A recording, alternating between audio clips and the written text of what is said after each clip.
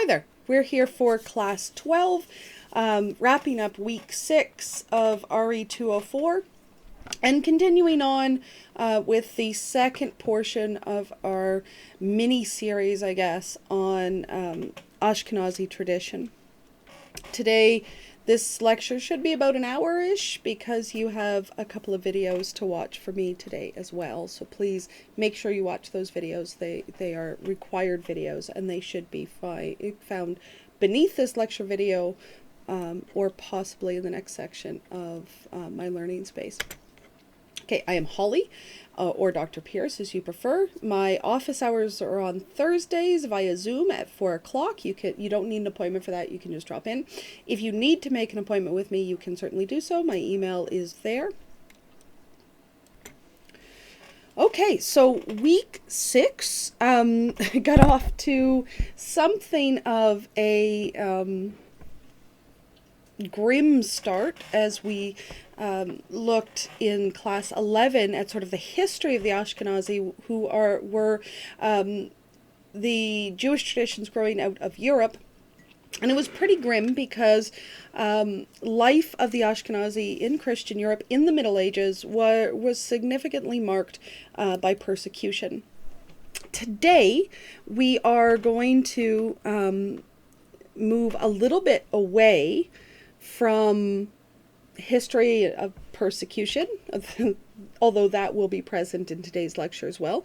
Instead, we're going to be focusing on theology, culture, cultural productivity, and those kinds of things. So to set the tone, I would like to introduce you to, if you have never before, klezmer music.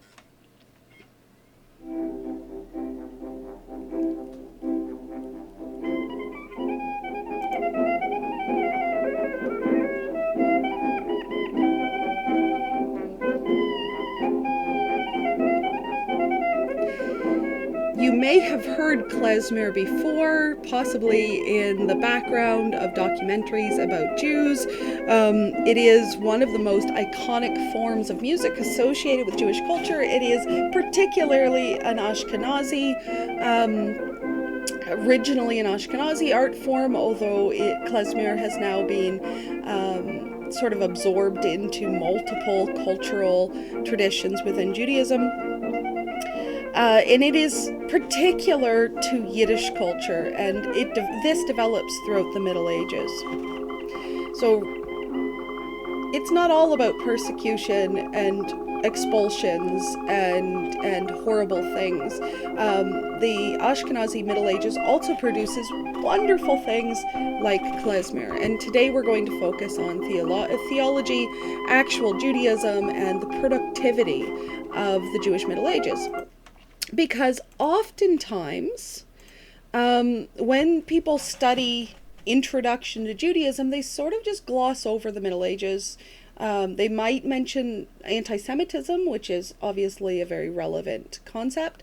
They will definitely mention Rashi and a few other figures from the Middle Ages.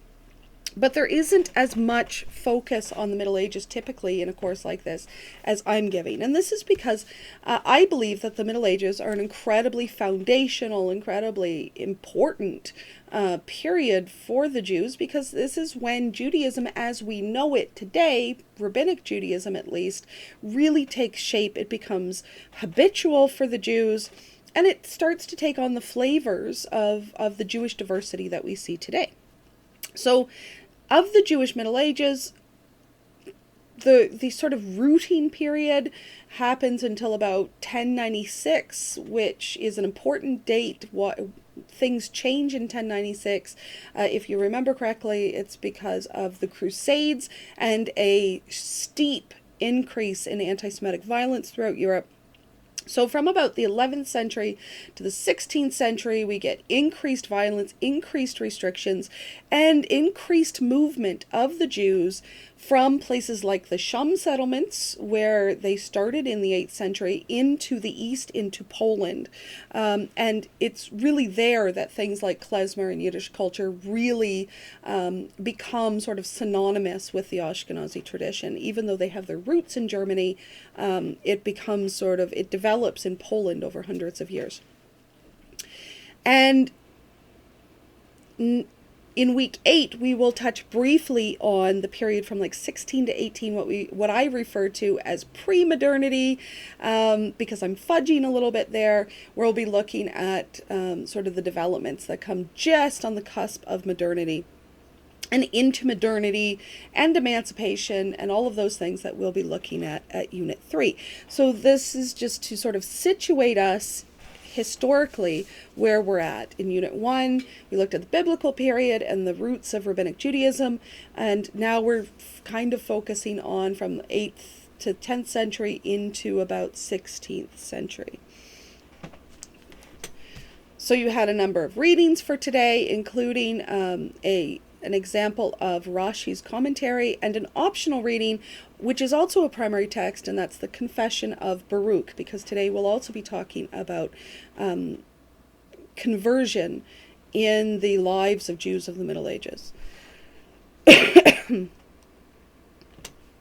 Oh, but before we get on to that, I would like to address a very important upcoming event, and that is, of course, Halloween, one of my very favorite holidays. In fact, October has some of my favorite things. It has Thanksgiving and Halloween, which were always really important holidays for me as a kid, and I still enjoy them today. But you may be asking yourself, can Jews celebrate Halloween? Should Jews celebrate Halloween? Well, Rabbinic Judaism has something of an answer about that for us. You know how the expression, there's an app for that? Well, within Rabbinic Judaism, you can always say there is a process for that. There is a halakhic process within Rabbinic Judaism for deciding whether or not you, as a Jew, should adopt non-Jewish celebrations.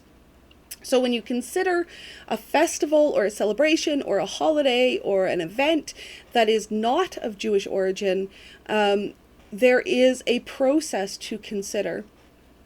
Now, not all Jews will reach the same conclusion, and it will not surprise you that Jewish opinion does vary quite a bit about Halloween, but these are the sorts of the questions you should ask yourself, or Jews will ask themselves, Rabbinic Jews will ask themselves about holidays like Halloween, like perhaps Canada Day or Thanksgiving or Valentine's Day. These holidays that don't originate within Judaism but are sort of endemic to the culture surrounding Jews, at least in North America.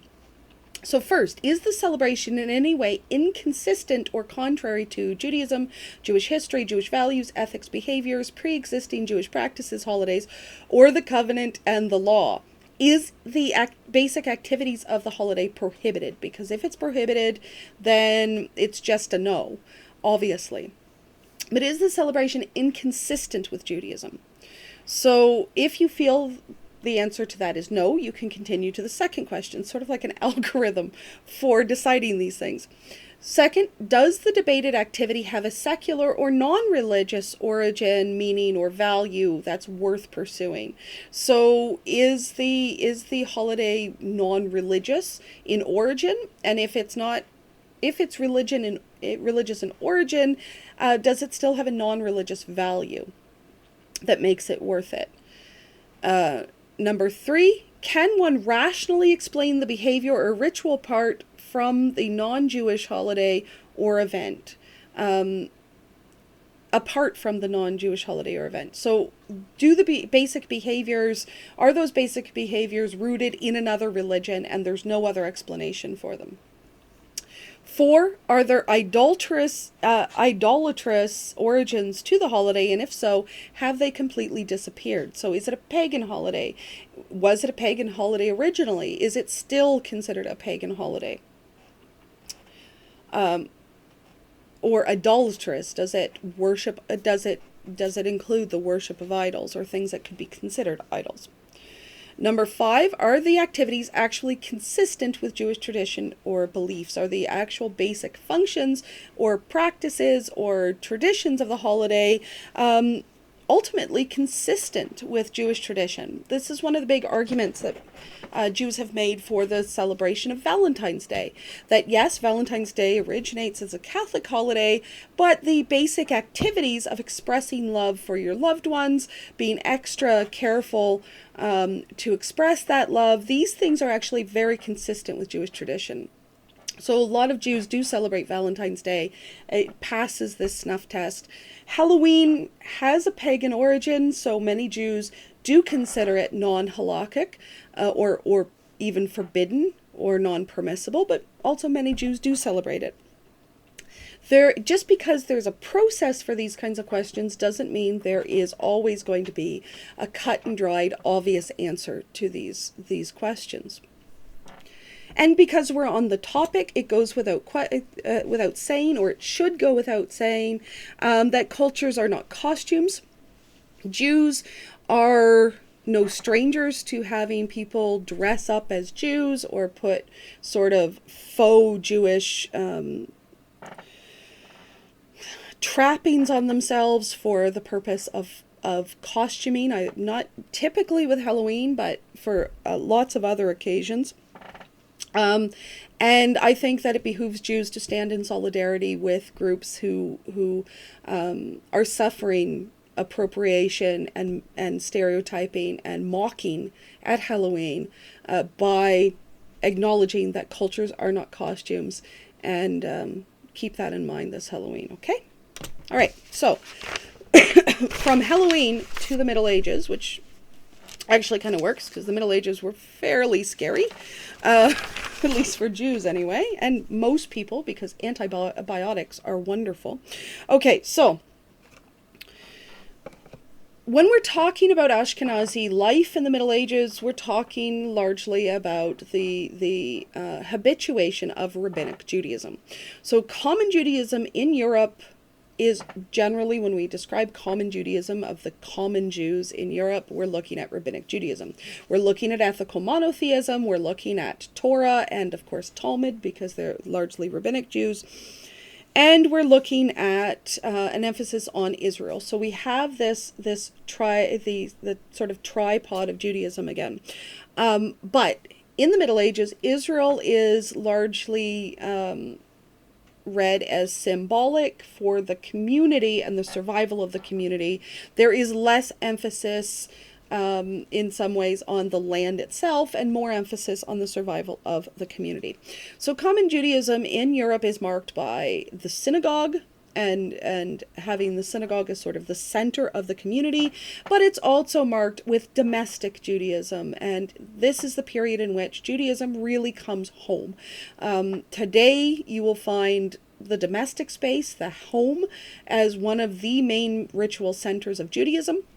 And this develops in the Middle Ages because family, children, the education of children, the maintenance of a kosher home, the maintenance of holidays and traditions is presented as sort of the whole point of life for Ashkenazi Jews in the Middle Ages. That there is no point if the Jews won't survive, don't survive, there's no point in being a Jew at all. So children, the education of children, the maintenance of traditions in the home become absolutely core to Jewish tradition in the Middle Ages. Keeping of the Sabbath and the kosher regulations become habitual and become absolutely essential to the identity of who is a Jew and who is not a Jew. Anti-assimilation becomes much more of a driving force for Jews in the Middle Ages, particularly with the increased cultural, not just religious, but cultural prohibition against intermarriage. Ashkenazi families in the Middle Ages would often hold funerals for children if they chose to marry non-Jews. They became very hardcore in the prohibition against intermarriage. Emphasis on not just the education of children, but Hebrew education of children, and of course Yiddish folk culture, not only stories and jokes and art, but also, as we looked at, music. Communal Judaism, which went alongside domestic Judaism, but obviously was a bit more organized with more authority, depended on, obviously, rabbis, but also poseks, those people who had the authority to answer religious questions, and teachers. Rabbis are teachers, but oftentimes rabbis would specialize and be teachers in schools or shuls, cheder, Hebrew schools, as opposed to rabbis as we know it today, who are more like public speakers within the synagogue. Teachers were often rabbis, but not as we necessarily know it today. Some of them focused on teaching rather than ritual duties. And there were also, in the Middle Ages, we start to see the development of teachers who are also not rabbis. They are educated specifically for various duties of teaching. So the synagogue is the ritual center, but it's also a resource center. Synagogues become sort of the seat of charity, the welfare system within Jewish communities, and the schools as well. Synagogues start doing some really heavy lifting in the Middle Ages. And of course we have the Bet Din, which is a legal system for Jewish affairs, not only religious affairs, but the Bet Din starts to take over a lot of different issues between Jews. The kahil, or the leadership of Jewish communities, had a lot of power within the Bet Din because of the isolation and the autonomy that Jewish communities often faced within ghettos in European Middle Ages. The leadership had the power to enact haram, or banning or excommunicating Jews from the community for various infractions. So the Bet Din and the leadership of Jewish communities actually had a fair amount of power. And this had the effect of making religious law the law for Ashkenazi Jews. So Judaism becomes habitual for Jews.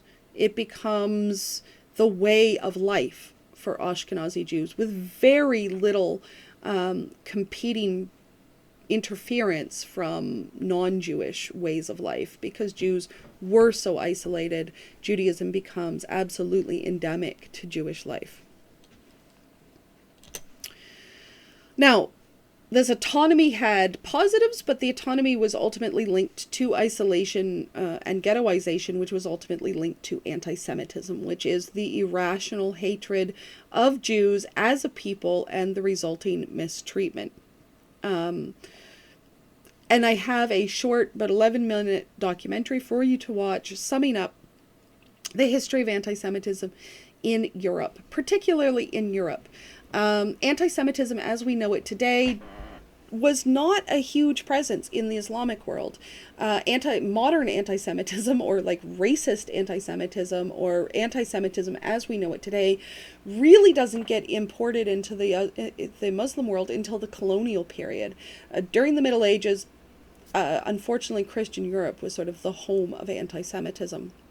So I would like you to watch that documentary so you can sort of firm up some of the examples of anti-Semitism, some of which we did talk about last class, but we'll give you illustrations and examples and help you remember these things going forward. So you can pause this and go watch that now if you wish.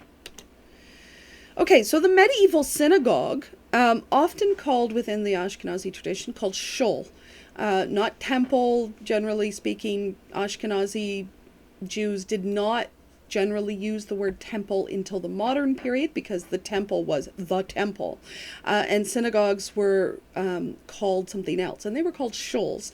Now, whether you've studied Yiddish or German before, the word shul might trigger a memory of the fact that it basically means school. So synagogues contained schools. Synagogues were places of learning. So within the Ashkenazi tradition, synagogues were typically called shuls, and still are within many families.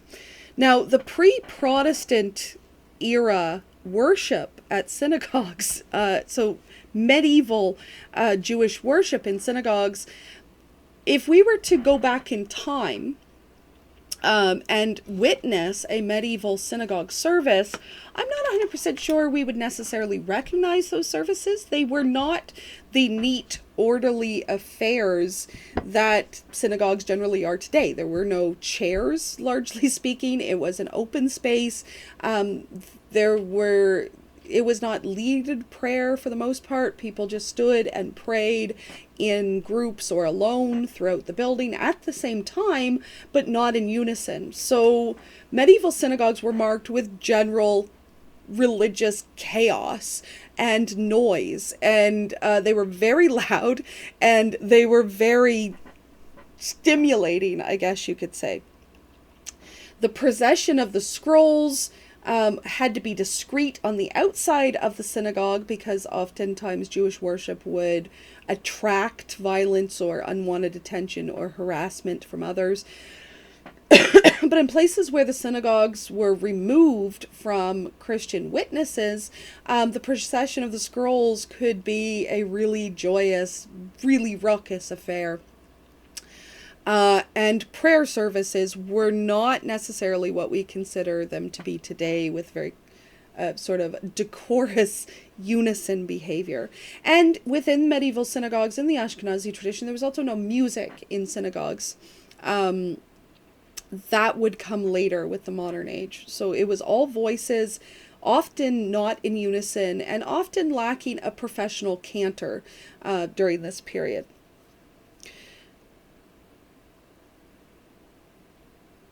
There is sort of an emphasis on credentialed professional rabbis, and some synagogues started to adopt cantors in this period, but a lot of synagogue functions were done by non-professionals, and it was just a way of life. It wasn't, these tasks were not as specialized as we tend to see them today.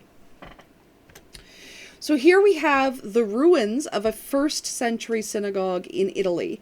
In the early diaspora, and through the Second Temple period, actually, we have a lot of archaeological evidence of synagogues in throughout Europe and through the Near East. In the Middle Ages, however, we actually have very few surviving synagogues today. Synagogues tended to be humble. They were often made of wood. They often were designed to sort of actually just look like houses, to not draw attention to themselves. These are a couple that have survived, but the wooden ones certainly didn't. So they were humble, they were meant to not draw attention to themselves, and many of them did not survive till today, because there were a lot of synagogue burnings and destructions going on throughout the Middle Ages. So we don't have as much archaeological evidence of synagogues of the Middle Ages as we would like, particularly in Europe. There are more examples in the Islamic world, but very little in Europe. But what we do have are mikvahs. Mikvahs tend to be, archaeologically speaking, much more fruitful for those of us who wish to study Jewish medieval life, because mikvahs survived. Now, if you remember from your video, and you should, because I believe there were titties in that part of the video, which always helps students remember things, the mikvah in the Middle Ages is a really great resource for us to understand the Middle Ages, because largely they required stone, and stone survives a lot better than wood. So the mikvah is essentially, mikvah means collection of water, but it is a bathing pool for the purposes of purification. Mikvahs are the places where Jews go before they get married, so they can purify before marriage. Mikvahs are the places where Jews wash their dead. Although they tend to be separate mikvahs for that, mortuary mikvahs, at least in a separate chamber or even a separate building altogether. And mikvahs are places particularly where married Jewish women go monthly to purify undergo the tahara, the purification from the tuma, or impurity of the nida, which is the menstrual impurity. To avoid zanut. Zanut is a fun word. It basically means sexual immorality or deviant sexuality, or things of that nature. And sex during menstruation within Judaism, or sex with someone who had menstruated and then did not purify themselves, falls under zanut. So mikvahs are incredibly important to Jewish family life. You can't have sex without purification, particularly before a woman enters menopause. Sex relies on the presence of a mikvah, and children kind of relies on the presence of sex. So therefore, the continuity of Jews relies on the mikvah. So mikvahs, unsurprisingly, were often the very first things that Jewish communities built, like before synagogues.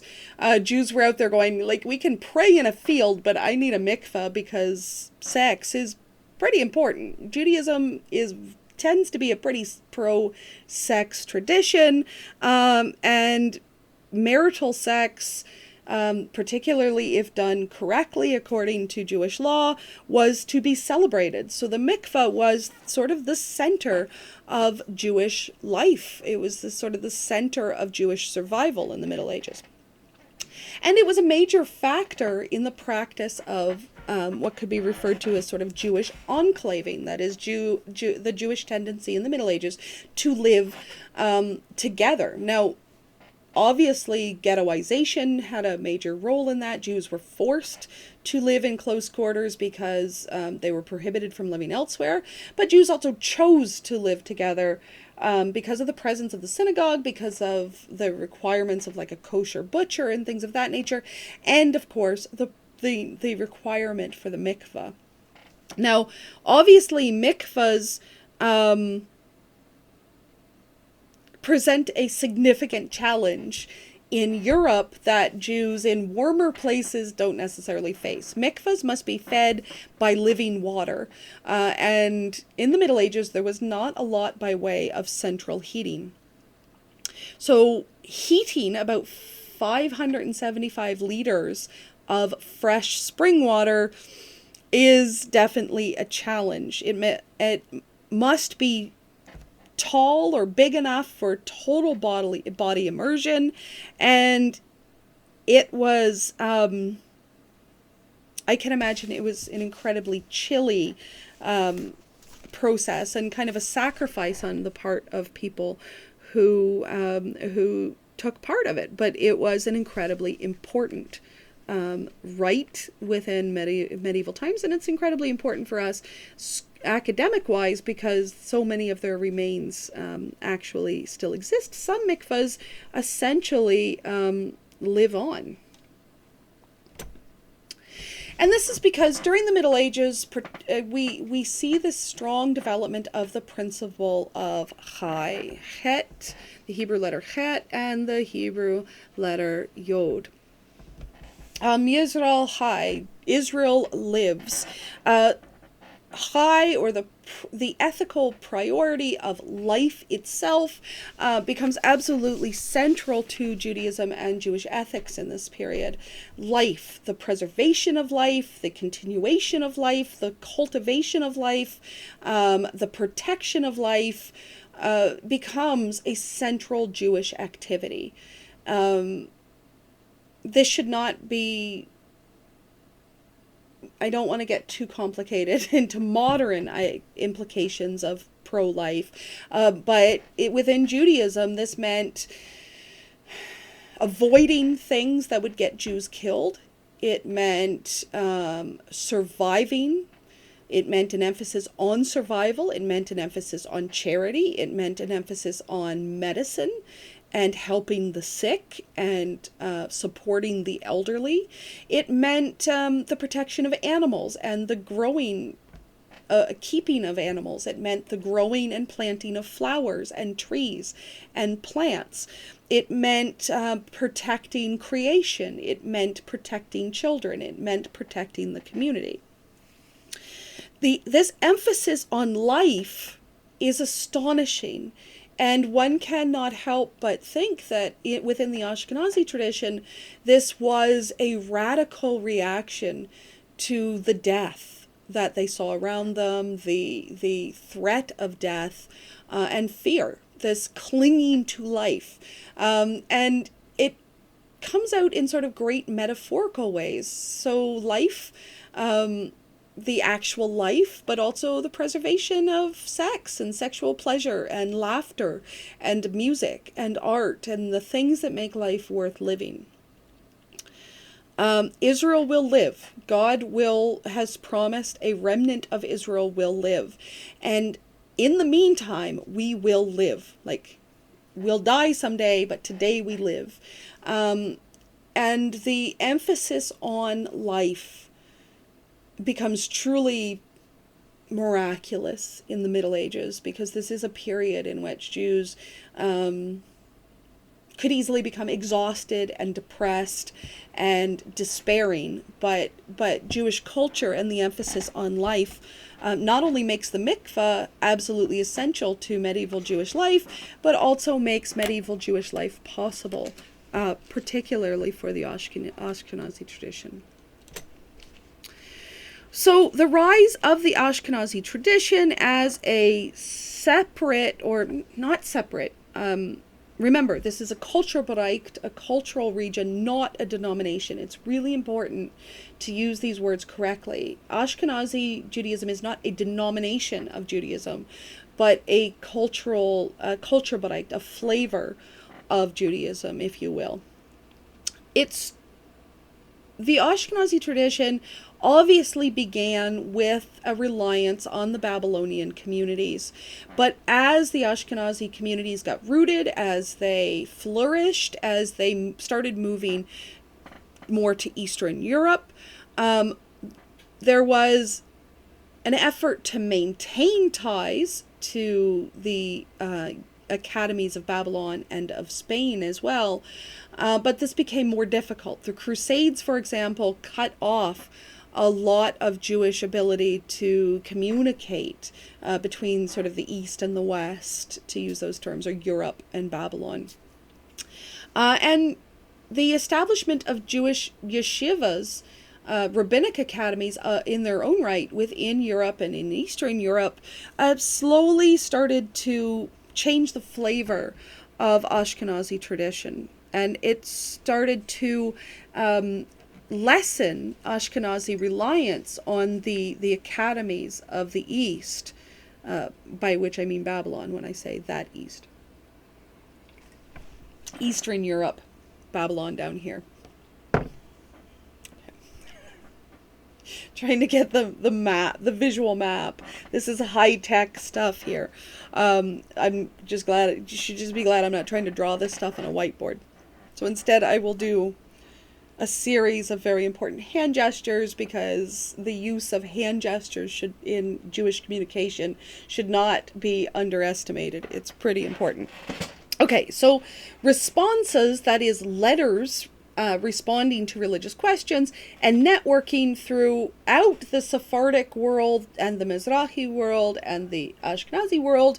When Jews could manage it, they did maintain networking for religious purposes, for business purposes, and for family purposes. Families, marriages, migrations, expulsions all lead to really far-flung community ties amongst these groups. So the Ashkenazi and the Sephardic traditions were not isolated from each other constantly throughout the Middle Ages, but they did develop in separate ways. The isolation and the language of the Middle Ages added layers of distance with the Sephardic community, largely speaking Ladino, which we'll get to next week, and the Ashkenazi Jews using Yiddish in everyday speak, but both maintained Hebrew and Aramaic. Ashkenazi Jews tended to be more parochial, which meant they stayed isolated within a religious world, whereas the Sephardim were more cosmopolitan. They traveled more, they spoke more languages. It was not uncommon for Sephardic Jews to be also educated in Arabic and Greek, as well as Ladino and Hebrew and Aramaic, whereas Ashkenazi Jews were instructed in Hebrew and Aramaic, learned Yiddish in their community, and often didn't speak any other languages. And learning languages is a gateway to other worlds. And this is definitely one of the factors that did influence the Ashkenazi tradition.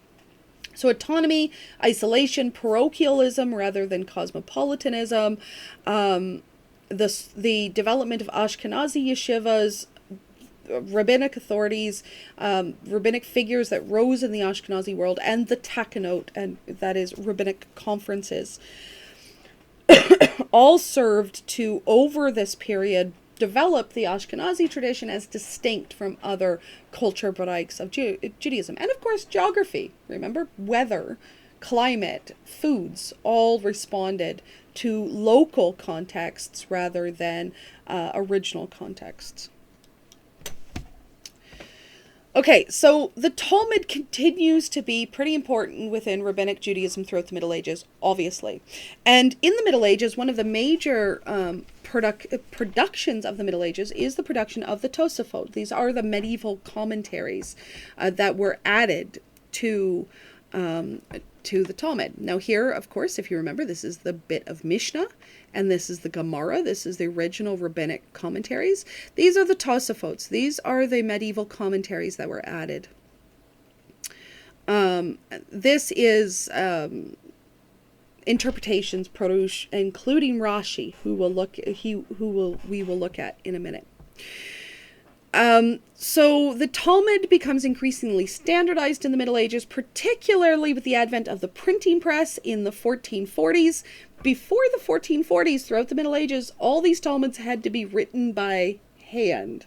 And if you don't think that was a significant undertaking, let me tell you, this was a significant undertaking. All Bibles, all Talmuds, all Jewish books were written and copied by hand. The printing press changes the Jewish world. People can now own more books for themselves. More poor synagogues can actually afford libraries. And it really changes the Jewish world. And the Bomberg edition out of Venice very quickly, like by 1440, they were already printing Talmud. So the Jews were on the printing press. The Bomberg edition was a standardized Talmud published in Venice that effectively creates the page of Talmud that we know it today, which is a huge innovation of the Middle Ages. The Talmud also was subject to a lot of censorship and prohibitions. It was accused of being a grimoire or a magic witchcraft book. It was accused of blasphemy, and it was subject to a lot of Christian anti-Jewish polemics. Jews or Christians would attack the Talmud on the basis that it was believed to be blasphemous or evil or satanic. The Talmud was banned by the Catholic Church no fewer than 15 times throughout the Middle Ages. And it was subject to disputations, and Jews themselves, Judaism was subject to disputations. Disputations were public debates, often held at the encouragement of the Catholic authority, where Jews would be forced to debate the pros and cons of Judaism with Christian authorities in public. In front of an audience, largely a non-Jewish audience. So Jews many of them were rabbis, but not all of them were rabbis, were forced to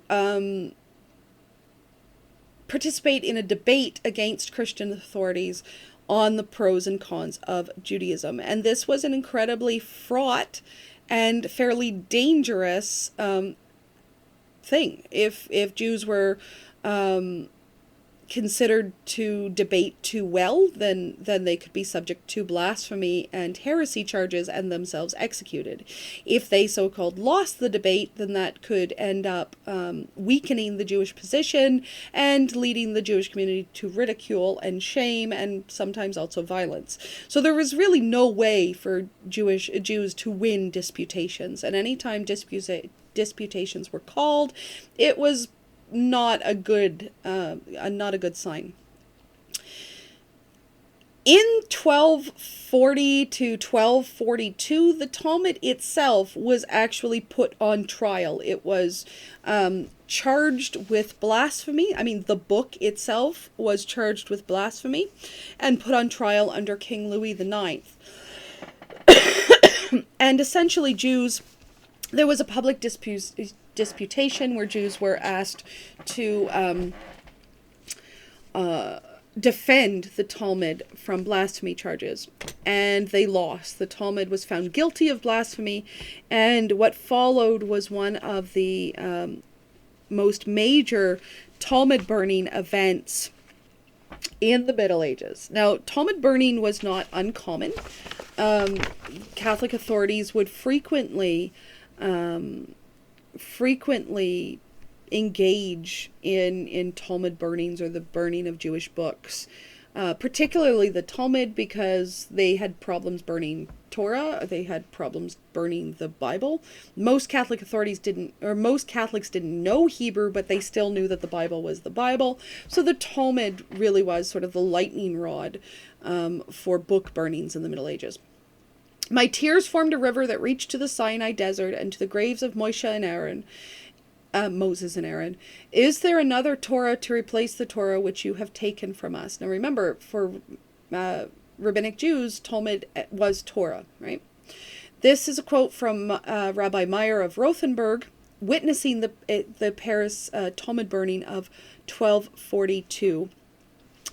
24 wagon loads of Jewish books, many of them Talmuds, but other forms of books. 24 wagon loads in 1242. Remember, it's not until 1440 that we have the printing press. So in 1242, this would have been 24 wagon loads of painstakingly handwritten books. This was devastating, particularly for a culture. Sorry, I have cat hair that's bothering me. I apologize if that's distracting. It is distracting to me. This is intolerable for a society that is so text-based as the Jewish community was and is. And while we obviously want to focus on human suffering during the Middle Ages, mass murders and outbreaks of violence and expulsions, these are all terrible events that cause physical harm to humans. We should not discount the harm, the trauma that these Talmud burnings also committed to Jewish communities throughout the Middle Ages.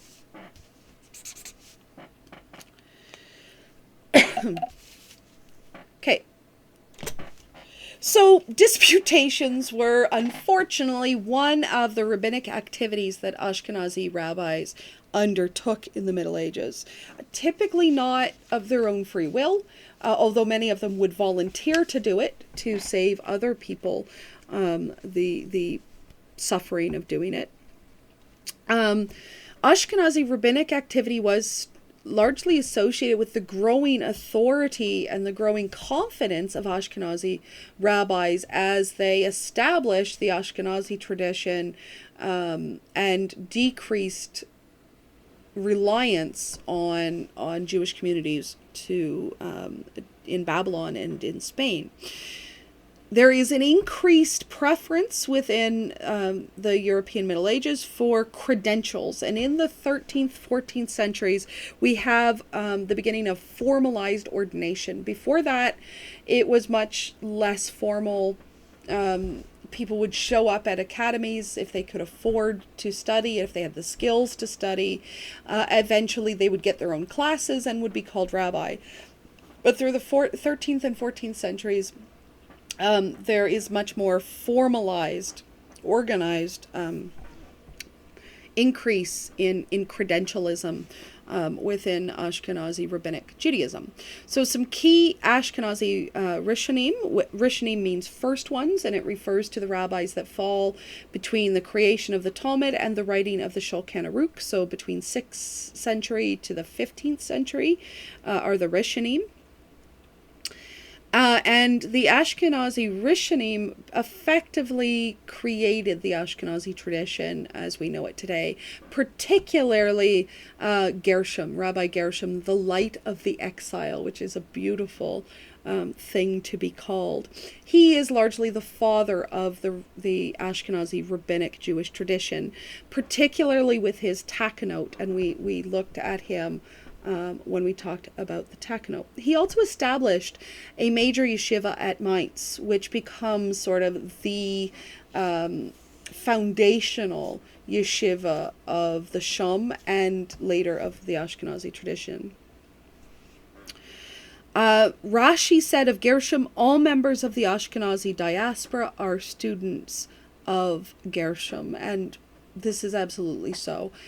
Gershom brings to Halakha a particular understanding of the Ashkenazi contexts and what it means to adapt Judaism to Europe. So Gershom recognized the need to do this, and he set about doing it, and his laws, his findings are still enacted for Ashkenazi Jews today.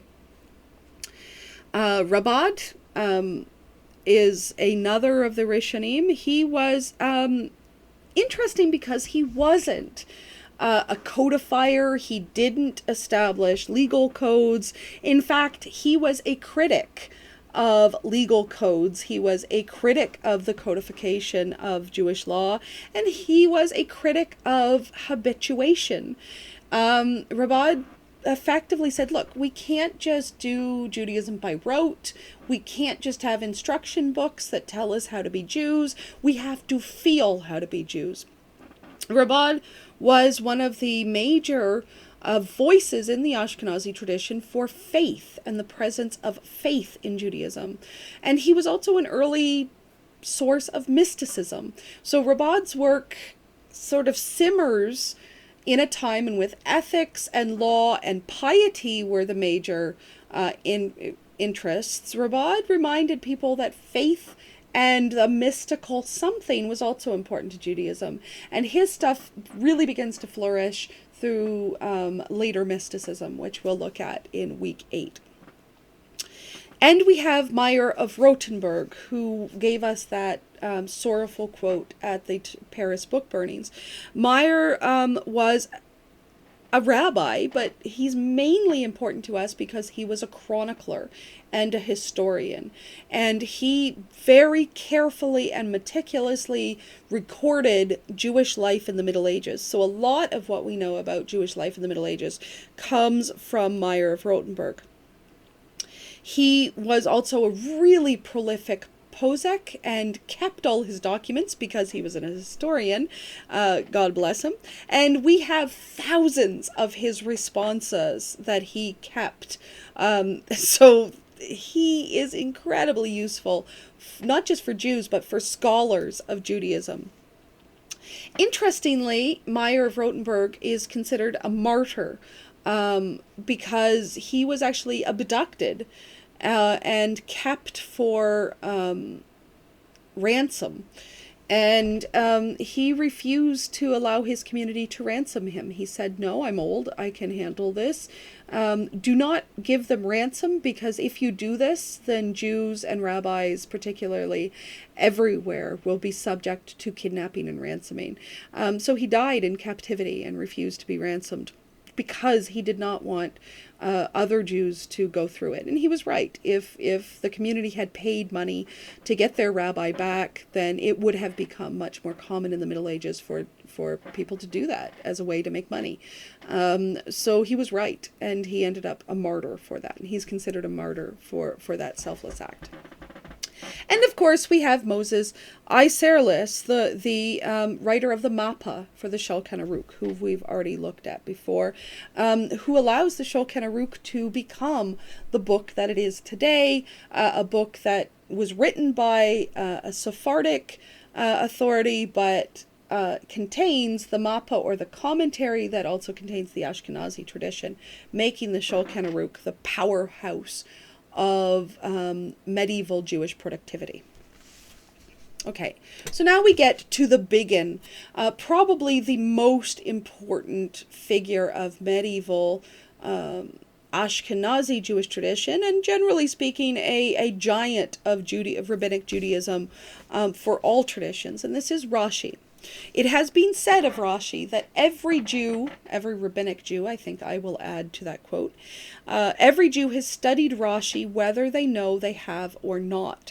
It is Rashi that establishes during his life so many of the standard ways of reading and understanding the Bible and the Talmud. He was the greatest teacher of his tradition, of his generation. He was probably the greatest teacher of the Ashkenazi Middle Ages. He specialized in helping students learn and understand the Aramaic of the Bible and the Talmud. That was his specialty. He opened a cheder, or Hebrew school, and he focused largely on teaching. He was also a rabbi, but his love was education, even the education of small children, which is pretty incredible for a genius of this status, to spend time at a cheder, which is generally a Hebrew school for smaller children.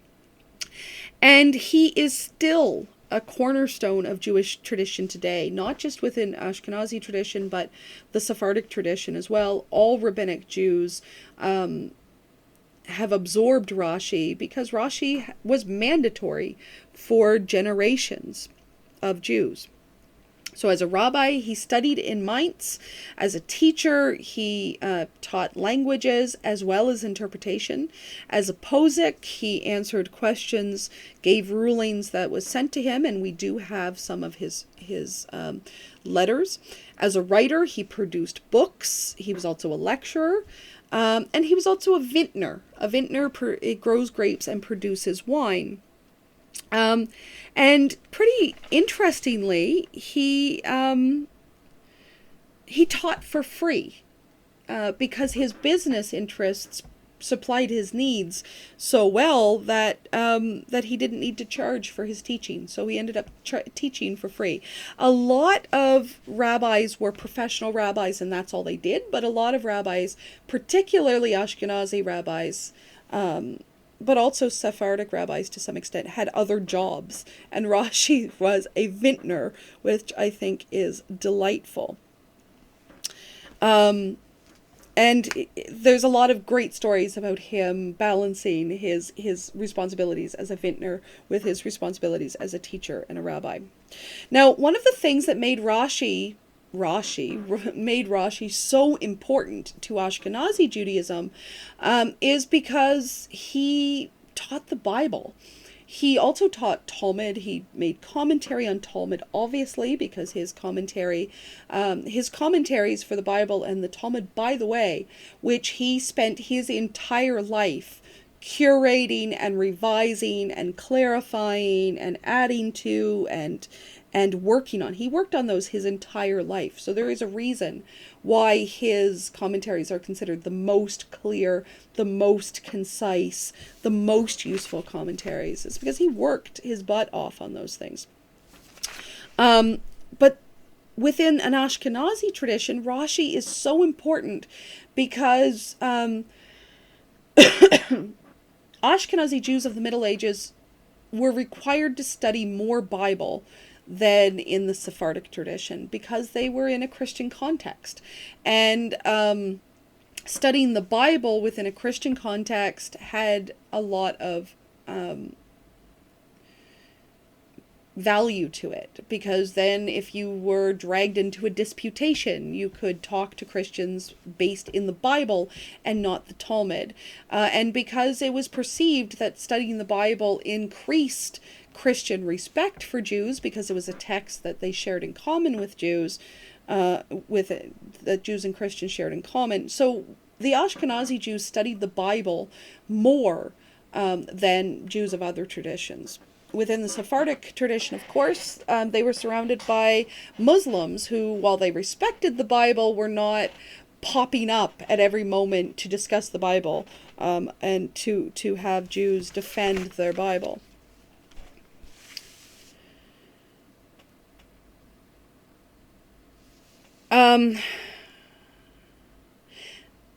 There is a 6-minute video that I've asked you to watch about Rashi. So please do so now if you'd like, or after this lecture. But I need to move on. I'm running out of time again. So Ashkenazi Jews into pre-modernity, it's marked by periods of persecution and expulsion, but and of course the movement to Eastern Europe and to Poland, where in Germany and in Poland, largely in Poland, by the end of the Middle Ages, there were 1 million Jews that sort of were the core of the Ashkenazi tradition.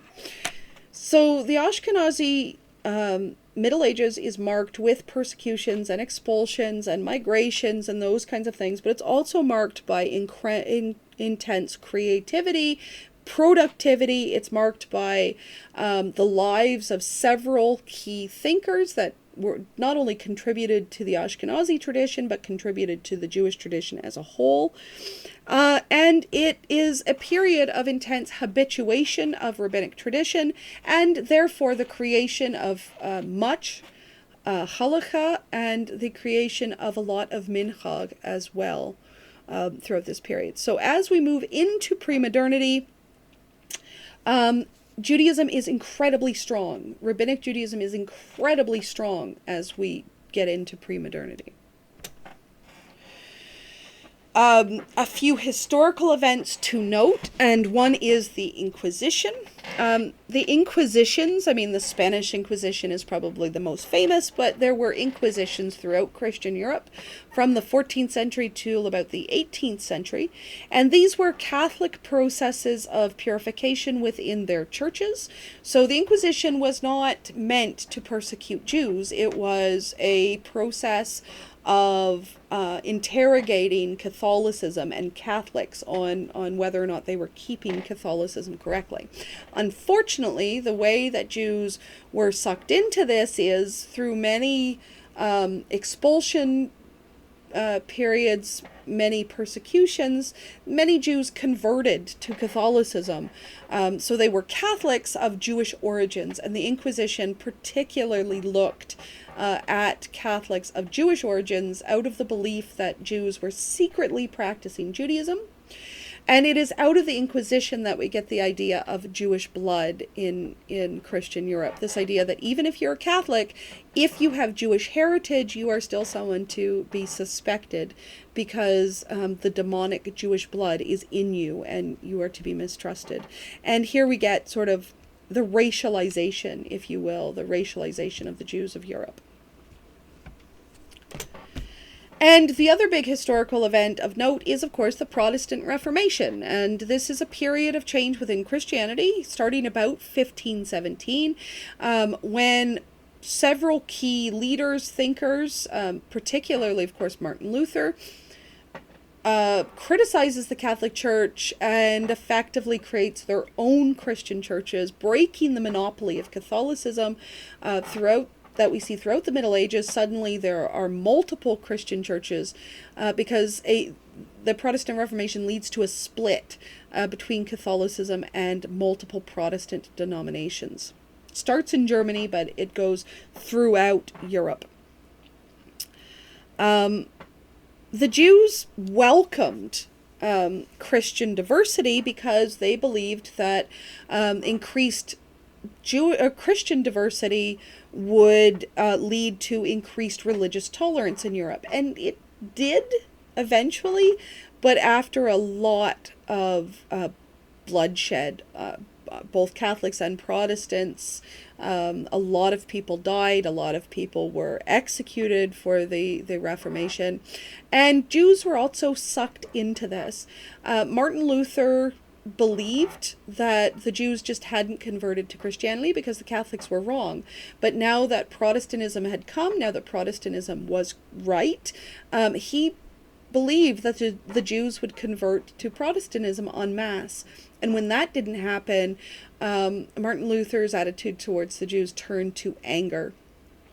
And Jews have suffered a great deal because of Protestant anti-Semitism as well as Catholic anti-Semitism.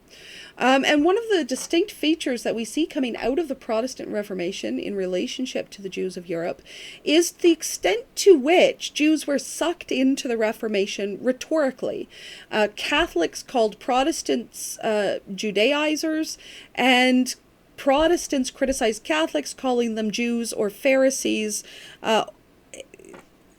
Christians insulted each other using the metaphor of Jews and using anti-Semitic language, which cannot possibly do good things for the Jews because anger and tension and, as I said, bloodshed was part of the Protestant Reformation, which was an incredibly revolutionary, incredibly chaotic, incredibly catastrophic in some ways event on the European continent. In many ways, the Protestant Reformation is effectively what begins modernity. So we will leave it there. Now, Martin Luther did expect the Jews to convert to Protestantism. They did not. The Jews did not convert to Protestantism en masse. It is interesting in the Middle Ages that conversion was never universally required. The Jews were one of the only religious groups in Europe that were allowed to exist outside of Christianity, and even in some cases outside of Catholicism. So it's quite remarkable that the Jews managed to survive the Middle Ages as Jews. But conversion was an ever-present reality for Jews, largely through the never-ending requirement to resist conversion and to avoid forced conversion. Resisting conversion and resisting assimilation, resisting intermarriage, resisting forced baptism, particularly of children, is one of the major activities that we see Ashkenazi Jewish communities engaged in the Middle Ages. Baptism was powerful. So if Christians kidnapped your child and baptized them without their consent, without your consent, you could not have that removed. In most places within Christian Europe, once a child was baptized, that baptism was not reversible. So forced conversion may not seem like non-consensual baptism. You might be thinking, well, that's just a little bit of water, but not in the Middle Ages. In the Middle Ages, baptism was incredibly powerful. It was irreversible, and it separated families when these kinds of things happened. There was voluntary Jewish conversion to Christianity, so some Jews did convert to Christianity. Sometimes to escape expulsions or to escape persecution, and sometimes obviously due to faith. There were Jews who just simply adopted Christianity as a matter of their personal faith. If a Jew voluntarily converted to Christianity, the Jewish community did not necessarily stop them from doing that, and that person was just no longer considered a Jew. So once you became a Christian, you were no longer Jewish. Within many communities, that would come with an excommunication, so the other Jews of your community would no longer speak to you. In some families, conversion was treated like death. They would even hold funerals for children that had converted to Christianity. But at the same time, there is incredible sympathy within the Jewish Middle Ages, for Jews who converted to Christianity non-consensually or to escape expulsions or persecutions, or people who were forced to convert. And there is a lot of discussion within Ashkenazi tradition on how Jews who are forced to convert and later repent that conversion can actually return to the Jewish community. And quite strikingly, one of the first figures to raise the question of how forced converts can return to Judaism was actually Rabbi Gershom, whose son was a forced convert to Christianity. So rabbis were not talking about these things in theory. They were talking about these things because it was relevant to their lives as well as their congregation's lives. And it was an incredibly sad it's incredibly sad that families faced these kinds of issues during the Middle Ages. The other main way that conversion related to Judaism in the Middle Ages is, oddly enough, surprising as it is, there were Christians converting to Judaism during this period. You might think that Judaism is not particularly attractive as a conversionary option in the Middle Ages, but there were people who converted to Judaism. In most places throughout Europe, this was illegal. It was apostasy, and people caught attempting to convert to Judaism could be held on apostasy charges. They could be excommunicated by the Catholic Church, and they could also face legal penalties. It was also dangerous for the Jewish community to allow converts, and in many places it was illegal for Jews to allow conversion. It was definitely illegal for Jews to seek converts, and within Rabbinic Judaism it was prohibited to seek converts. And Rabbinic Jews, particularly in the Middle Ages, developed the practice of resisting converts to Judaism. So traditionally speaking, if you seek to convert to Judaism, you have to, a rabbi is obligated to turn you away 3 times before finally saying yes. This is now just tradition or ritual, but in the Middle Ages, this was a practical thing. To turn away converts so you don't get subject to violence or sanctions for having converted a Christian. These are fraught times. Another important story, and I'm sorry, I will go as fast as I can, that relates to conversion in the Middle Ages is, of course, the Khazars. I don't know if you know this story yet.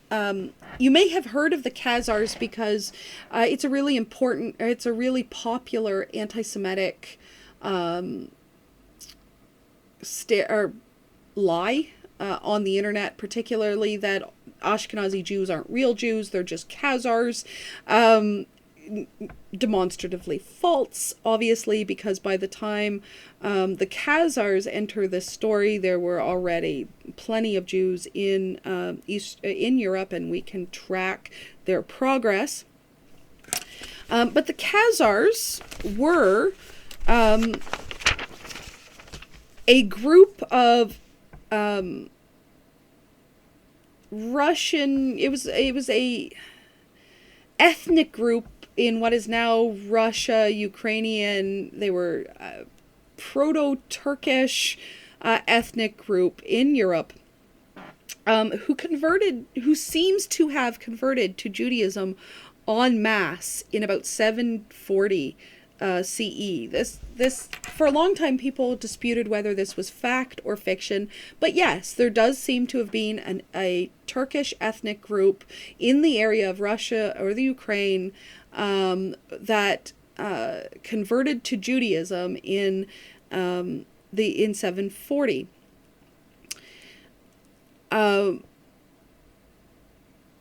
This is a group that seemed to have been multi-confessional, so they dabbled with Christianity and Islam and pre-Islamic Turkish religion as well as Judaism, so it's a very cosmopolitan group. And it basically disappeared by about the 10th or 11th century. We don't really see the Khazars as a Jewish nation anymore, but Khazaria for a few hundred years was an independent Jewish nation, which is extraordinary for the Middle Ages. Here is a little bit of interesting evidence. This is a coin from Khazaria, and the inscription on it says, "There is only one God, and Moses is his prophet." So you will notice, if you know anything about Islam, there is only one God, and Muhammad is his prophet, is the Shahada, the central confession of faith within Islam. Here we have, there is only one God, and Moses is his prophet, reflecting the Jewishness of the Khazars through the Islamic contexts in which their relationship to monotheism developed. So really, really interesting people. And this story was publicized by a Sephardic poet by the name of Judah Halevi, who we'll talk about next week, but he saw it as a story of hope, a story of pride for the Jews, that somewhere there was a Jewish kingdom, even if it wasn't in Israel, there was still a Jewish kingdom, and that was important. And Jews in the Middle Ages did find this story meaningful. It gave them hope, it gave them pride, and it was a concrete example that the Jews were still fulfilling their mission of being a light unto the nations, even though they had to reject Christian converts to Judaism. Somewhere out there, the Jews were still existing as a light unto the nations. And the Khazar story is really fascinating, and I wish we had more time to go through it, but there it is. If you're interested, it might make a great final paper if you're interested in this. Okay, so I'm sorry I have gone over time. Please remember to make your post for week 6, and this is on the Ashkenazi, some of the things that shape them. Make sure that you're doing your required readings, and do your post before tomorrow night. Remember, you have your next test coming up at 12:30 on November 9th here on My Learning Space. You have your next paper due on November 12th. The first unit paper's grades and feedback has been released, so read the feedback and take those on board. Take the comments on board for your next paper. Generally speaking, they were done very well. Some of the things that I noticed from Gustavo's comments were people aren't using the readings sufficiently. They're relying a lot on lectures, which that's great. I'm awesome. I get why you're using lectures, but do use the readings as well. And the other thing is that perhaps take a little bit more time with the editing and proofing and making sure you're answering the question and that your answer makes sense. Okay, so those are some general tips going into the next paper, which will be on the Sephardim and the Ashkenazi traditions. And again, of course, your final paper, due at the end of term, you should be thinking about your topic for the final paper. I will be marking the final paper. The instructions are already on My Learning Space. Okay, if you have any comments, questions, concerns, you can email me. You can email our TA if you need to, if you have questions about the paper. There's a discussion forum for the readings and the lecture material on My Learning Space if you want to discuss stuff with your classmates. And you can come see me at my office hours Thursday at 4 via Zoom or make an appointment. Okay, so we're here for you if you need us. Bye for now, and I will see you on Thursday with the beginning of week 7.